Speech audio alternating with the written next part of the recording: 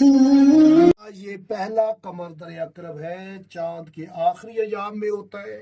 جب یہ چاند کے آخری ایام میں ہوتا ہے قمر در اقرب، تو یہ بڑا خطرناک ہوتا ہے، یعنی بہت زیادہ احتیاط کی ضرورت۔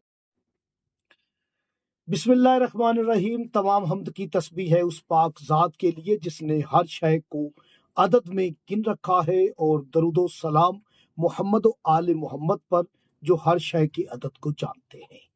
میں طالب علم حرف و عدد گلفام علی حسینی، اور آپ دیکھ رہے ہیں فیض حسینی ٹی وی۔ ایک نحس ترین وقت قمر در عقرب 2025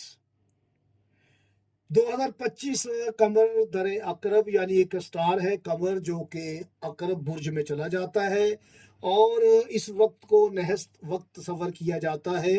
کوئی نیا کام نہ کرے، اور کوئی بھی آپ ایسا نیا کام شروع کریں گے تو اس میں آپ کو دشواری، مشکلات اور ناکامی ہو سکتی ہے۔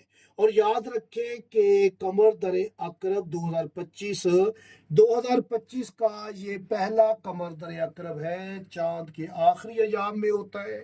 جب یہ چاند کے آخری ایام میں ہوتا ہے قمر در عقرب، تو یہ بڑا خطرناک ہوتا ہے، یعنی بہت زیادہ احتیاط کی ضرورت ہے۔ میں آپ کو اس کے بد اثرات سے حفاظت کے لیے وظیفہ بھی دیتا ہوں، اور اگر آپ کے مخالفین دشمنان ہیں تو انہیں موقع ملتا ہے بڑی آسانی سے وہ آپ کو کوئی بھی نقصان پہنچا سکتے ہیں۔ اس وقت میں صدقہ بھی ضرور دیا کریں، اور احتیاط بھی کیا کریں، یعنی گھر میں بھی آپ غصے سے پرہیز کریں، لڑائی جھگڑے سے پرہیز کریں، خاموشی کو ترجیح دیں، اور کسی بھی بات کی تہہ تک مت پہنچنے کی کوشش کریں۔ بحث و تکرار سے آپ جو ہے وہ پرہیز کریں۔ یاد رکھیں قمر در عقرب میں آپ کو جو عمل میں دے رہا ہوں وہ دشمن سے حفاظت کا وظیفہ ہے، اور یاد رکھیں کہ یہ صرف 6 دن آپ نے کرنا ہے، اور اس میں جو عمل ہے وہ ویڈیو کے ابھی آخر میں بتا دیتا ہوں۔ لیکن عمل جب شروع کرنا ہے تو آپ نے رات اسے 9:21 پہ شروع کرنا ہے۔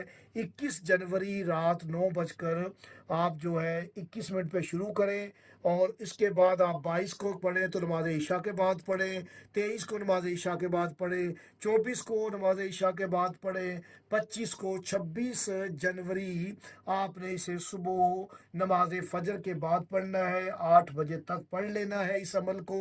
عمل یہ ہے کہ آپ نے اپنے دشمن کا تصور رکھ کے یا قہارو آپ نے 18 مرتبہ پڑھنے، اور پھر آپ نے ناد علی کو 18 مرتبہ پڑھے، پھر آپ نے سورہ فیل 30ویں پارے میں سورہ فیل ہے اسے 18 مرتبہ پڑھیں، اور کوشش کریں جو پڑھ سکے وہ ضرور پڑھے۔ جب آپ اس عمل کو کر لیں تو پھر آپ نے زیارت عاشورہ کو آپ نے 1 مرتبہ پڑھ کے تو آپ نے دعا کرنی ہے حفاظت دشمن سے، اور سحر جادو سے حفاظت، بد اثرات سے حفاظت، مرض روحانی و جسمانی سے حفاظت۔ آپ اس وقت میں کوئی اہم کام نہ کریں، اگر کرنا ہے تو صدقہ دے کر آپ کر سکتے ہیں۔